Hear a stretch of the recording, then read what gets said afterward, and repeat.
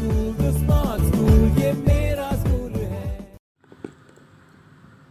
वालेकुम स्टूडेंट्स, हम रीड कर रहे हैं chapter number 3।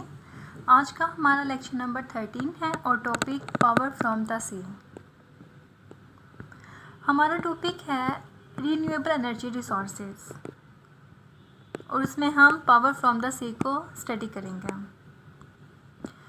The sea is constantly moving and there is a lot of energy in waves. Sea constantly move कर रहा होता है और इसकी वेव्स में बहुत ज़्यादा एनर्जी स्टोर होती है। There are a number of ways that energy can be generated from moving waters. बहुत से ऐसे तरीके हैं जिससे हम मूविंग वाटर से एनर्जी को जनरेट कर सकते हैं। सबसे पहला मेथड है tidal barrage. A tidal power station is built on a long barrier called a tidal barrage across the mouth of a tidal river. Tidal power station long barrier पे तमीर किया जाता है, ठीक है, उसे कंस्ट्रक्ट किया जाता है जिसे हम टाइडल बैरेज कहते हैं। और ये टाइडल रिवर के माउथ पे मतलब उसके किनारे पे बनाया जाता है जिसे हम एस्टुअरी भी कहते हैं, ठीक है। Water flows from the river through the turbines in the barrage. Water क्या करता है? टर्बाइन फ्रॉम द रिवर मतलब रिवर से टर्बाइन के थ्रू वो बैरेज में मूव करेगा। Electricity is produced and the water is trapped. और जब वाटर मूव करेगा देन इलेक्ट्रिसिटी प्रोड्यूस होगी। Water is release to flow back through the turbines. Turbines के थ्रू वाटर को फ्लो बैक कर दिया जाएगा। देन मोर इलेक्ट्रिसिटी प्रोड्यूस होगी इस मेथड से। Tidal barrage are very expensive to build and because they change the flow of the river they can affect the environment. Tidal barrage बहुत ज़्यादा expensive है क्योंकि ये रिवर के चेंज करता है उसके फ्लो को, तो इसलिए ये इन्वायरमेंट को भी अफेक्ट करेगा।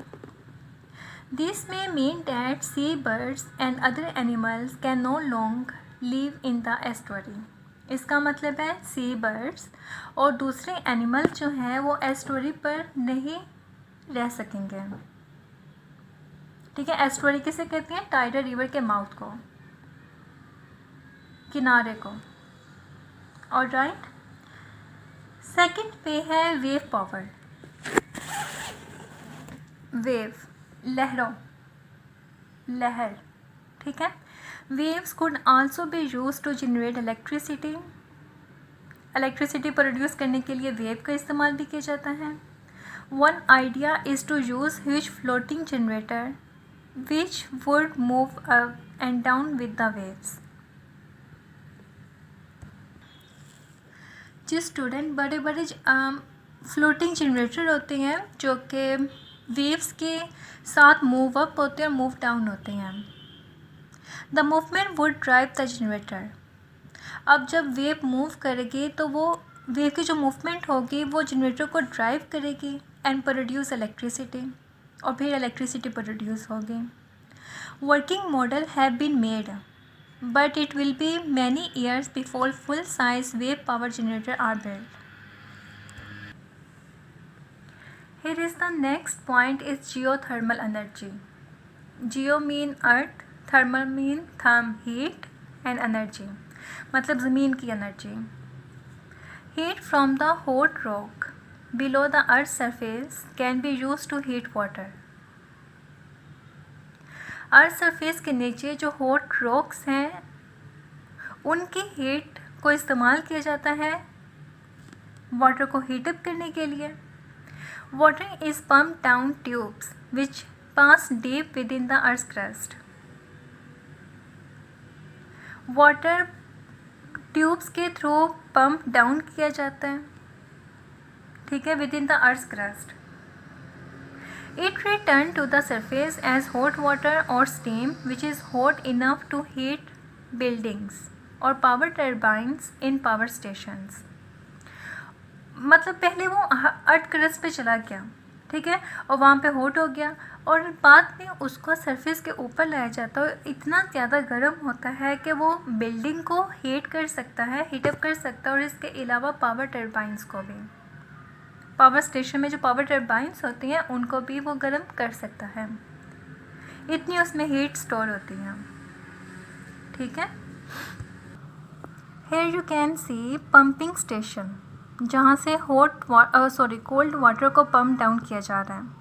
ठीक है, और इस हिस्से पे हॉट रॉक है, वो ब्रोकन अप हो रही है, so water can flow through, इसलिए वाटर उनके अंदर से गुजरता जा रहा है और उसको हॉट वाटर कम्स अप, और यहाँ से हॉट वाटर जो है वो कम्स अप किया जा रहा है। ठीक है,